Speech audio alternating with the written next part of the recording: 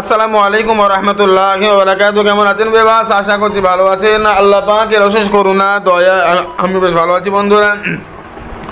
তো আজকে যে বিষয়টা নিয়ে আমি আপনার কাছে আলোচনা করব সেটা হচ্ছে খুব ভালো করে লক্ষ্য করেন। দেখেন, কোরআন শরীফের আমি একটা সূরা বলবো, একটা আয়াত বলবো। এই আয়াতটা, এই সূরাটা যদি আপনারা আমল করেন ঠিকঠাকভাবে, এক পয়সা আপনার খরচ হবে না। আপনি যার উপরে এই কাজটা করবেন, ছেলে হোক, আপনার স্ত্রী হোক, কোনো নারী হোক, একদম জবাই করে দিলে গরু, ছাগল বা ইত্যাদি, ঠিক যেমন ছটফট করতে থাকে, কাতলা মাছের মতো ছটফট করবে আপনার কাছে চলে আসার জন্য, ইনশাআল্লাহুল আজিজ।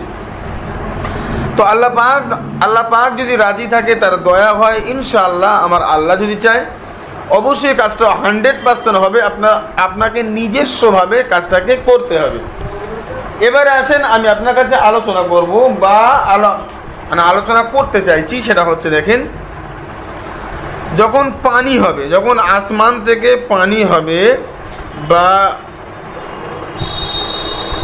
বৃষ্টি হবে, ঠিক আছে, তখন আপনি যেটা করবেন, খালি একটা গ্লাস বা একটা গামলা, একটা পেয়ালা, কিছু একটা খালি আসমানে এতে আপনি নিয়ে রাখবেন। আকাশ থেকে যে পানিটা ডাইরেক্ট এই পাত্রের মধ্যে পড়বে, যতটুকু হবে, 10 ফোঁটা হোক, 15 ফোঁটা হোক, 1 গ্লাস হোক, যতটা হবে যতটা পানি হবে, এতটা পানি আপনি এই পানিটা যে কোনো দিন সংগ্রহ করেন, যে কোনো দিন, যে কোনো সময়, যে কোনো অবস্থায়, যেখানে পানি হচ্ছে সেখানে পানিটা আপনি সংগ্রহ করেন।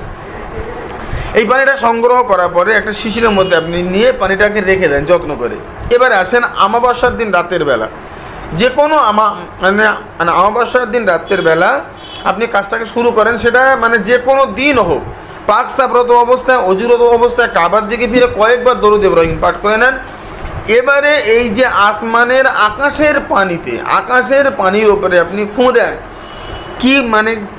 কি বলে? সূরা তারিক। কোরআন শরীফের 30 পারায় একটা সূরা আছে, সূরাটার নাম হলো সূরা তারিক। ওয়াস-সামাই ওয়াত-তারিক ওয়া মা আদরাকা মাত-তারিকুন নাজমুস সাকিব ইন কুল্লু নাফসিন লাম্মা আলাইহা হাফিজ ফালিয়ানজুরিল ইনসানু মিম্মা খুলিকা মিন মাইন দাফিকিন ইয়াখরুজু মিন বাইনিস সুলবি ওয়াত-তারাইব ইন্নাহু আলা রাজিহি লাকাদির ইয়াওমা তুবলা সারাইর ফামা লাহুম মিন কুওয়াতিন ওয়ালা নাসির ওয়াস-সামাই যাতির রাজ'i ওয়াল আরদি যাতিস সাদা ইন্নাহু লাকাউলুন ফাসলু ওয়া মা হুয়া বিল হাজল ইন্নাহুম ইয়াকিদুনা কাইদা ওয়া আকিদু কাইদা ফামাহিলিল কাফিরিন আমহিলহুম রুওয়াইদা। এই সূরাটা আপনাকে 7 বার পাঠ করতে হবে। 7 বার পাঠ করবেন। আপনি আপনার নাম, যাকে আপনার কাছে আনতে চাইছেন, তার নাম, তার মায়ের নাম, এতে 7 বার বলবেন, 7 বার খুঁদেন। কোরআন শরীফের 30 পারায় প্রথম সাবা সূরা নাবা, ওই সূরা নাবার বেশ 3, 4, 5, 6 আয়াত পরে দেখবেন একটা আয়াত রয়েছে। ওই আয়াতটা হলো ওয়াখালাকনাকুম আজওয়াজা।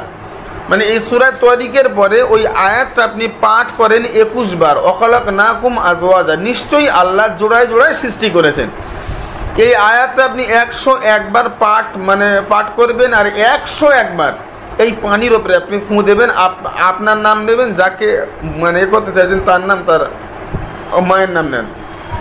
এটা নিয়ে আপনি এই পানির ওপরে ফু দেন। তাহলে অমাবস্যার দিন রাত্রের বেলা এটা হলো, তারপরের দিন হলো, 3 দিন অতিবাহিত হয়ে যাবার পরে এবার এই পানিটাকে নিয়ে আপনি যাকে আপনার কাছে আনতে চাইছেন, ভাই আমার কাছে বক্তব্য হচ্ছে, আপনি 1 ফোঁটা 2 ফোঁটা পানি নিয়ে তার গায়ে ছিটিয়ে দেন, ছুঁইয়ে দেন, শুধু টাচ করে দেন। দেখি আল্লাহ পাক যদি চায়, কাতলা মাছের মতো ছটপট করবে ইনশাল্লাহ। জল থেকে কাতলা মাছ উপরে তুলে দিলে যেমন ছটপট করে, এমন ছটপট করবে, শুধু আপনার জন্য পাগল হবে। তো আমি যেটা বলতে চাইছি, এটা অবৈধভাবে কেউ করতে যাবেন না। অবৈধভাবে করলে কাজ তো হবে না, আর যদিও কাজ হয়, ভালোভাবে করলে হয়তো হবে, যদি অবৈধভাবে করেন, আল্লাহ পাক যদি চায় হবে, কিন্তু গোনা হবে, অবশ্যই গোনাগার হবেন। তো এটা আপনারা অবৈধভাবে করতে পারবেন না। সৎ উদ্দেশ্য নিয়ত নিয়ে আপনি করেন, অবশ্যই এটা উপকার পাবেন। আপনি করে দেখেন, আল্লাহ পাক যদি চায় তার রহম করবে। তারপরে আমি আছি ইনশাআল্লাহুল আজিজ। তো বন্ধুরা, আজকে আলোচনা এই পর্যন্ত সমাপ্ত করবো। সবাই সুস্থ থাকবেন। আসসালামু আলাইকুম ওয়া রাহমাতুল্লাহ। আল্লাহ হাফেজ।